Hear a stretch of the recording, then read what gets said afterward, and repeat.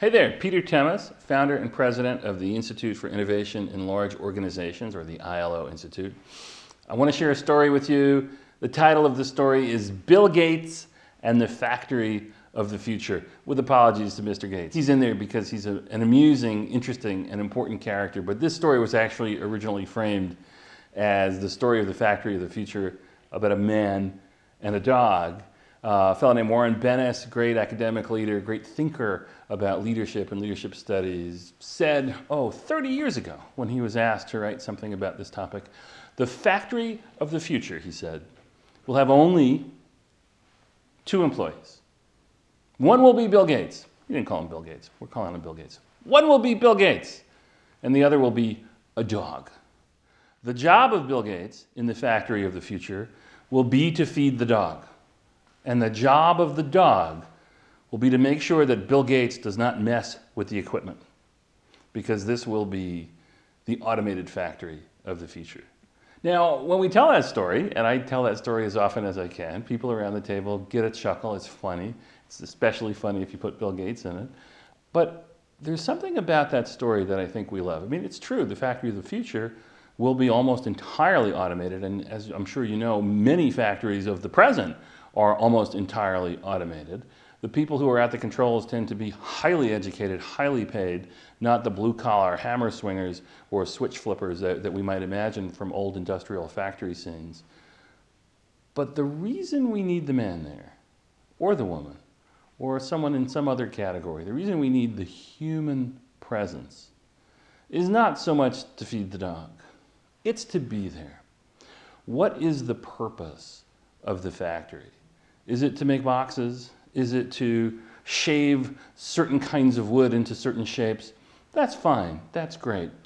That activity has no meaning done by machines that humans have created if it's not part of the human story.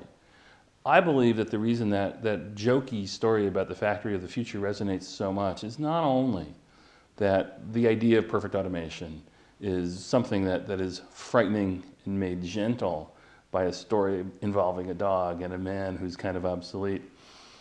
It's really that those 2 figures are there to make sure that that factory has some human and humane impact, that it stays within parameters that have some meaning to us, that there is a witness, that this thing that we as humans have created remains part of the human story. That's extraordinarily important. Not just for the factory of the future. It's important for the digital commerce platform of the future. It's important for the digital home of the future. It's important for the future in a world that is automating and becoming more automated at a rapid pace. Automation exists for human purpose. The machines that we create, lovable and cuddly as they might be if we put energy into that, exist as part of a human community. If we remove the human, there's really, in some sense, nothing there.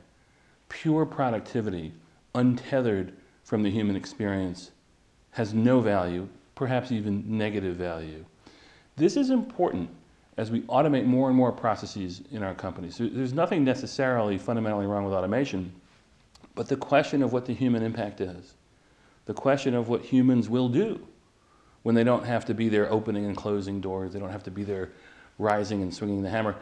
And we know that one of the things that humans do when they don't have to make their money swinging the hammer is they will swing a different hammer once in a while. They will become artisans rather than industrial cogs when they have the freedom and the comfort that comes from automation. But we have to keep that connected. It's very interesting. When you look at the 1800 census in the United States, something like 94–95% of Americans worked full-time in agriculture, and that mostly meant subsistence agriculture, making enough food for you and your family, and that's about it. Today, depending on how you count, it's not 94–95%, it's 4%, 5%, maybe 6%. You could picture the old TED Talk circa 1800, where the topic would be, if the landowners don't need the peasants to grow the food, will the landowners keep them alive? And we know the answer now. The answer is yes.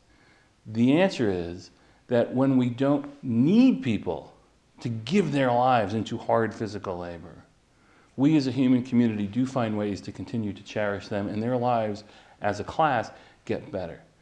The time that they did spend making vegetables grow and herding sheep ultimately goes, we now know, 100 years of progress that we can look behind and observe. We now know that those folks who used to be subsistence agriculture workers are doctors, are entertainers, are healthcare professionals, are people who spend their time doing work that's more socially connecting, that's more caring, that's more arts oriented. It is a beautiful thing if you take big slices and say we went from here to here, right? The challenge is in those transition moments. We're in a transition moment now.